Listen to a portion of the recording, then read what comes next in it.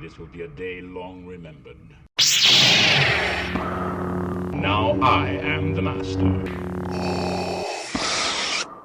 Welcome to another episode of Legends and Theories. And welcome to my recap and review of the Clone Wars framing of Ahsoka storyline. And as I said in my weekly update video, this is coming out today because today is the 15th anniversary of the Clone Wars. Plus, today is the day that Ahsoka's finale is. And since this works so well, since this is one of the most important storylines for Ahsoka ever, and this served as the original series finale to the Clone Wars until the Lost Missions was released and eventually Season 7 was released. I think that it is really a perfect thing to do for today. You can also check out my review of the box set to Clone Wars Seasons 1 to 5, where I go and look at the concept art book for that. And also the ones for Seasons 1 and 2 from the old box sets you could have got a long time ago, back when the show originally came out. I'll put a link to that in the top corner, and will probably be in a comment or in the description. But right now, let's go straight into this arc.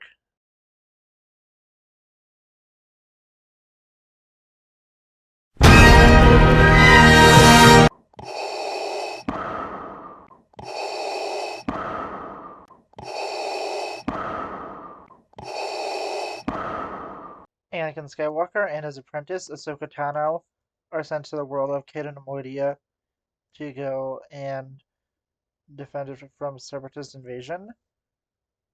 In the battle, many buzz droids go and attack Anakin's new Jedi starfighter, and although he is able to clear them from the top, the buzz droids destroy the bottom of it, causing his ship to crash and knocking him out.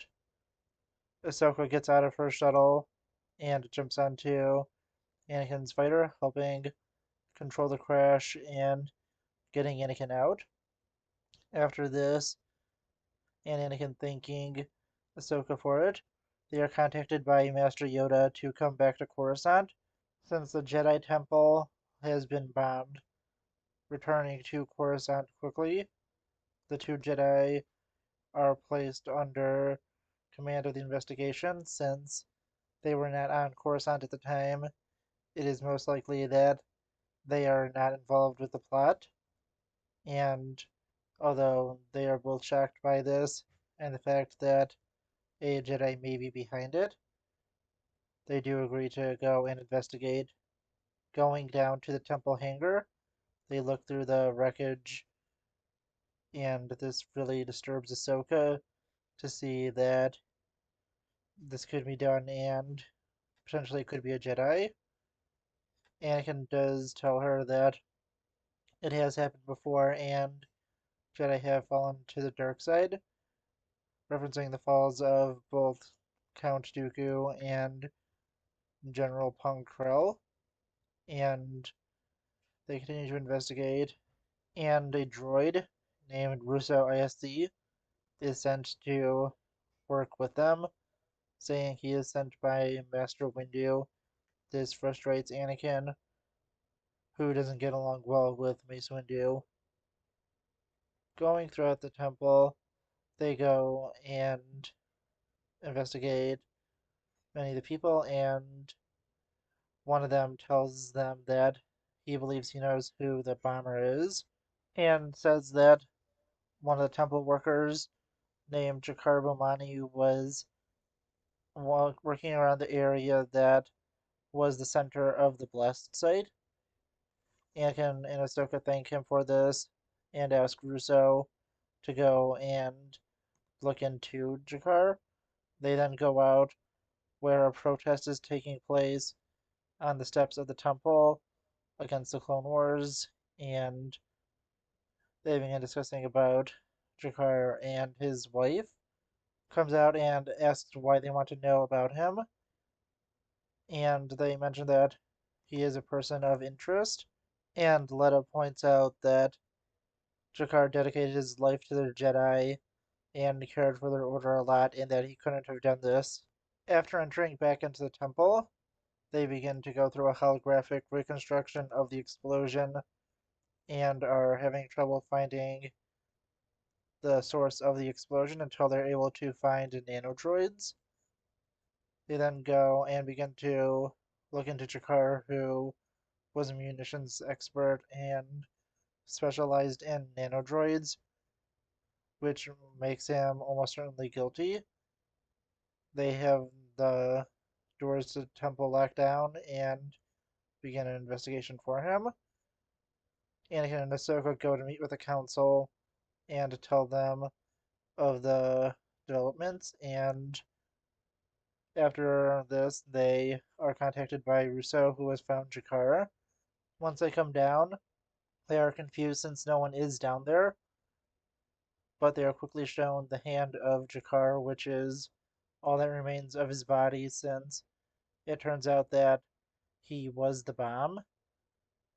They both go to Jakar's house and begin to investigate, where they find nanodroids there and begin to question Letta, and they tell her that someone made Jakar the bomb. Letta then goes and talks about how Jakar is dead. Both Anakin and Ahsoka quickly realize that Letta is behind this, since they never told her that Jakar was dead. Letta begins to run, and the Jedi pursue her. They eventually are able to easily capture her and surround her.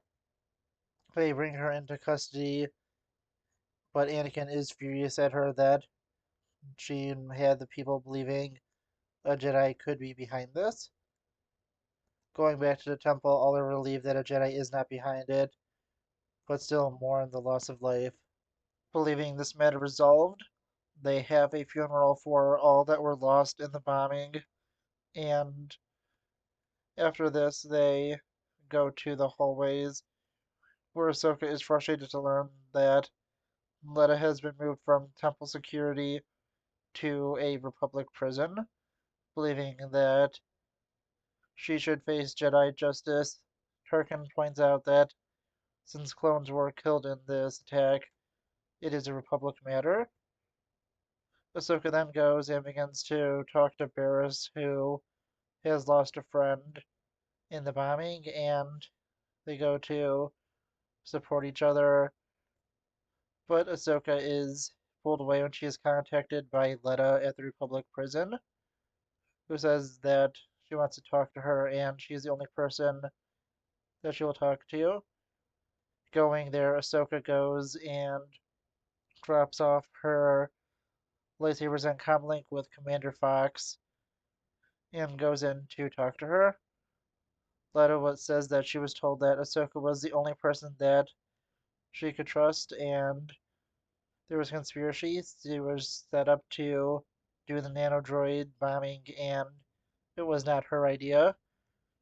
Ahsoka continues to question her, but is quickly interrupted as Letta is gripped by a force choke. Ahsoka is in shock and tries to save her, but there is nothing she can do. Fox comes in and tells her he understands, but he is placing her under arrest. Ahsoka is put into captivity, and Tarkin comes in and says that Ahsoka is the one responsible for assassinating Letta and believes that Ahsoka was behind the bombing of the Jedi Temple.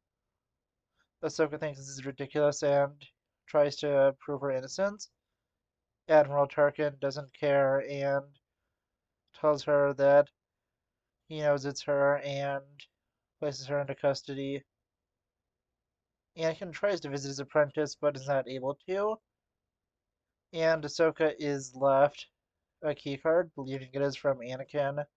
She uses the Force to begin her escape. She finds her comlink and lightsabers left for her. Finding this a little suspicious, she begins to go a little more carefully, but finds a bunch of clones incapacitated, and it's made to look like that she has done it, and to make her look more guilty. Ahsoka has to begin to flee and escapes through the prison. Anakin, who was at the prison trying to visit her alongside Rex and Fox, go to try and pursue and capture his apprentice. Anakin leads the search, and Ahsoka is forced to fend off clone troopers who are trying to take her back into custody. They fire upon her, but she's able to block their shots, and although she does lose one of her lightsabers, she does manage to get to a pipe where she tries to escape. Anakin comes to her and asks her to come back, but Ahsoka says that she has to prove her innocence. She knows that Anakin believes her, but no one else does. She jumps down to the lower levels of Coruscant to try and escape and prove her innocence. Admiral Tarkin then contacts the Jedi Council, telling them that they must capture the terrorist Ahsoka Tano. And although Anakin protests about her innocence, Tarkin still demands for this to happen. The Council, after Tarkin ends his transmission, begin to discuss things and send Anakin and Plo Koon, despite Mace Windu's protests that Anakin is too close to it. And Ahsoka contacts Barriss, asking her for help. Barriss tells Ahsoka not to contact her with her Jedi communicator and find another way, and that she believes she is innocent and she will do all she can to help her. Ahsoka then goes to an alien and trades some food for his cloak, and uses that to help hide herself. But she is ambushed by some criminals and then Coruscant police, and is forced to flee. She goes into an elevator, which is damaged in her escape. It begins to start plummeting down, and a small child is in there. Ahsoka tries to save him by cutting through the ceiling, but the child just simply hits the emergency brake to save them. Ahsoka kind of laughs this off, seeing that she kind of overreacted and wasn't really thinking, and needs to calm down and be more cautious. The child goes and exits out with Ahsoka as a bounty hunter watches Ahsoka going to capture her. The Jedi continue their search, and Ahsoka is attacked by the bounty hunter, which she quickly figures out is Asajj Ventress. And Ventress wants to take her in, but Ahsoka is able to convince her through the fact that she could get a pardon to help prove her innocence. Ventress agrees, and they plan to work together, but are quickly chased down by Anakin, who is shocked to see Ahsoka working with Ventress. They do manage to escape, and Ahsoka contacts Barriss, who is able to give her some information about a warehouse that could be connected to this. And Ahsoka thanks her for this, but is quickly confronted by more clones who are able to track her down, telling Ventress to use non-lethal options. They go and easily escape from the clones, and Ventress leads her to the factory and tells Ahsoka to make sure that she is able to hold up her end of the deal. Ventress turns around to leave, but is attacked and knocked out. Someone steals her mask and lightsabers and heads into the factory. They quickly attack Ahsoka in there. Ahsoka believes this is Ventress and said that she knew that she would have been betrayed by her. Ahsoka is pushed back and knocked over a ledge where she discovers some nanodroids. But before anything else, she is once again found by the clone troopers who manage to stun her and bring her into Republic custody. And the Jedi Council, having Ahsoka in their custody, is contacted by Admiral Tarkin, who demands that Ahsoka is not tried by the Council, but instead by a Republic military tribunal. And with her crimes against the Republic, that's the way it should be done. The Jedi are disturbed by this and are not really sure what to do. On the one hand, that they should be able to try Ahsoka on their own and pass Jedi judgment. On the other hand, it is not a good thing for them to be going against the wish of the Republic and could cause many problems in the future. They make their decision and go to have their trial of Ahsoka Tano. Ahsoka is brought before them, and they are beginning to tell what she is being charged of and how serious it is. But Anakin sees through their illusion and says that they have already made up their mind, and for them to just get it over with. The Jedi go and say that they have found Ahsoka guilty and are expelling her from the Jedi Order for her to face a Republic military tribunal. Anakin is furious by this and storms out. He goes to Padme to help Ahsoka, and Padme acts as Ahsoka's attorney in this investigation as Ahsoka tells Anakin to go after Ventress, who is the one who had betrayed her. Anakin does just that and ambushes Ventress. Once he's able to easily defeat her, Ventress tells him what happened and how someone was able to knock her out. She points out that Barriss was the only person that Ahsoka was in contact with, and whoever was responsible would have her lightsabers. Anakin thanks her for this and leaves her to be. As Ahsoka's trial begins, Admiral Wilhuff Tarkin serves as the prosecution. Senator Padme Amidala serves as the defense, and Chancellor Palpatine serves as the judge, with the Jedi and many other watching this trial with great interest. The trial continues with Tarkin going into all the evidence. Padme defends Ahsoka, saying that she's clearly being framed, the evidence is a little too perfect. The debate continues as Anakin arrives at the Jedi Temple and goes to discuss things with Barriss. He is quickly suspicious of her and grabs her lightsaber and decides to test a theory. Igniting her blade, he swings it down and Barriss pulls out Ventress's lightsabers to defend herself. Knowing that he's caught her, Anakin begins to duel with her. They battle throughout the temple and alert some Jedi Temple guards, who go and begin pursuit, and Anakin is eventually able to defeat her, as Master Terrace Nube and many younglings watch on.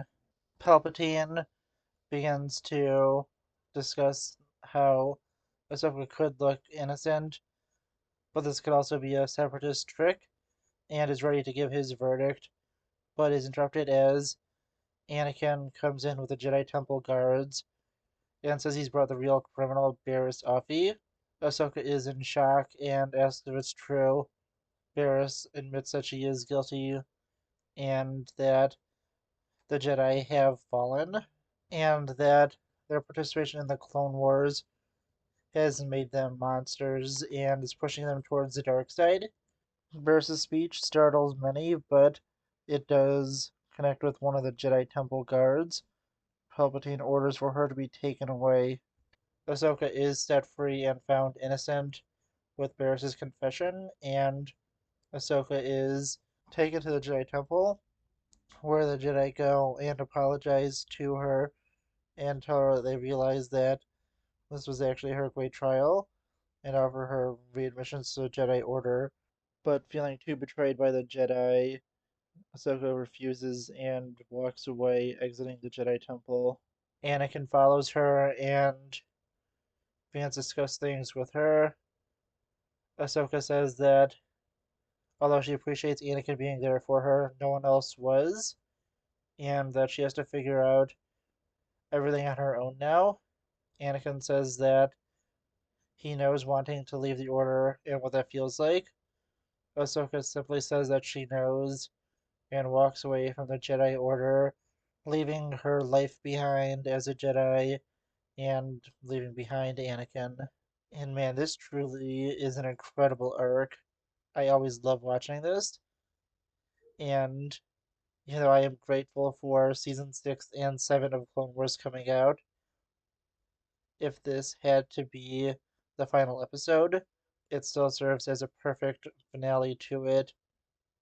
And it is impressive that they were able to do two other finales, which did serve as series finales also, which serve as finales that are just as solid as this one, but you'll see where those rank when I get to those episodes. But yeah, honestly, this is just one of the best storylines told in Star Wars. Ahsoka just really suffers during this. It's a very tragic storyline, and it was really crazy to watch this originally. This is one of the few arcs I definitely remember watching when it first came out, and was really shocked with the ending with Ahsoka walking away from the Jedi.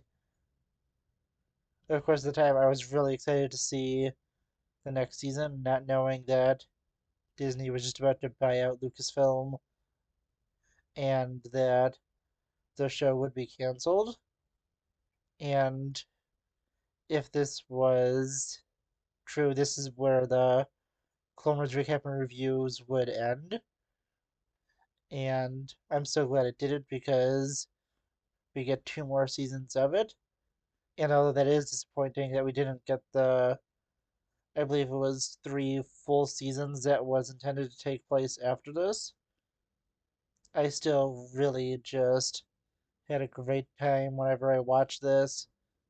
The story is incredible, as I said. It has Ahsoka having to be on her own and make alliances with people that she normally would never have worked with. You get some great development for Ventress and a really interesting twist with Barasafi, who was in her first appearance the perfect ideal Padawan, fall to the dark side and betray her friend and frame her for these terrible crimes. You also get to see the flaws of the prequel era Jedi, with them being extremely subservient to the Senate at its most extreme in this, with them giving up on Ahsoka, and you definitely understand why she left the Order because they had no faith in her, and you can clearly see just how much they are controlled by the Senate and the Republic, and see how just truly flawed it is in this time. It's great foreshadowing for Anakin's fall to Vader and all the problems that he has with the Jedi, and the story just overall is just really incredible. As I said, I always love watching this. They did such a great job, and it's always just the best parts of rewatching the Clone Wars, which I am going to be doing soon. I am going through a more convoluted stuff, listening to some of the audiobooks I have alongside the movies and shows.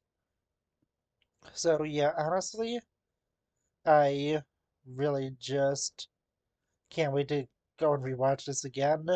I always love this arc, and it provides such a great conclusion to Clone Wars for the first time, and was so glad we got those other seasons because it just keeps getting better and better. But this is definitely one of the best parts of the show, and is Definitely one of the highest rated for me. But let's go take a look at where I specifically would rank it and how it goes against the other episodes. And this one specifically easily makes it to a rating of 99.6. This puts it into second place. And I slightly placed the Mortis arc over this because the Mortis arc was always just super special to me. I always enjoyed it, seeing the mysteries of the Force and everything, which puts it just slightly above it. But I left this spot specifically for this. I always knew this was going to go here, which is why I had the gap between Umbara and Mortis have exactly one spot in between because I knew this is exactly where this episode was going and nothing else was going to be going there. I already know what the top episodes are going to be for me, and I really just think that it is just such an incredible arc. As I said, definitely deserves to be up here at number two. I think that some people would push it above Mortis, and that's just a personal thing for me because I just always have loved Mortis and think that was just such a fascinating arc. And until some other episode came out, which I'm pretty sure you know which one it is, but I won't say it specifically. That was my favorite episode and storyline from the entire show. And looking at the first 5 seasons and the original one of the show, that just still holds true to me. Of course, we have seasons 6 and 7 to go over, plus some of the storylines that are either in books, comics, or unreleased episode form. And the Clone Wars Year 3 is actually going to be split up in at least 2 parts, maybe three. The first year, part of the year, is going to be the rest of season 6, and the next part is going to be a bunch of novels, comics, and a few other things that are set during the Clone Wars, the end months of the war, and those ones are going to take longer because I'm going to have to create most of the images for it, since they are mainly going to be novels like Throne Alliances and the Dark Disciple novel. But I really can't wait to get to that, and it'll finish up with going through the rest of season 7 and then going to the really convoluted one that will be Revenge of the Sith and a bunch of other stories. But yeah, I'm not sure if I'm going to be doing it in 2 or 3 parts because the novels are going to be longer videos. But there's not much left, so I really can't wait to continue the series. And I feel that this will probably be done by December, early January at the earliest. Really depending on how much time I get to record over the next little bit because it's definitely going to be a lot harder, as I said, once I get to the books, since I will have to create images for those. But yeah, honestly, this is such an incredible arc, and just wanted to give that update for kind of the rest of the series, and I'll probably do Star Wars Rebels after this. I'm never going to do Resistance because I haven't even managed to watch an episode of that show, so don't get your hopes up for that. But I will do Rebels also, and yeah, honestly, really want to know what you think. Please let me know in the comments. Happy 50th anniversary of the Clone Wars. My recap and review of the new Ahsoka episode should be out tonight, and I'll see you in that episode of Legends and Theories. Thank you for watching this episode of Legends and Theories. Please subscribe, like the video, share the video, leave a comment, check out the video on screen, and may the Force be with you.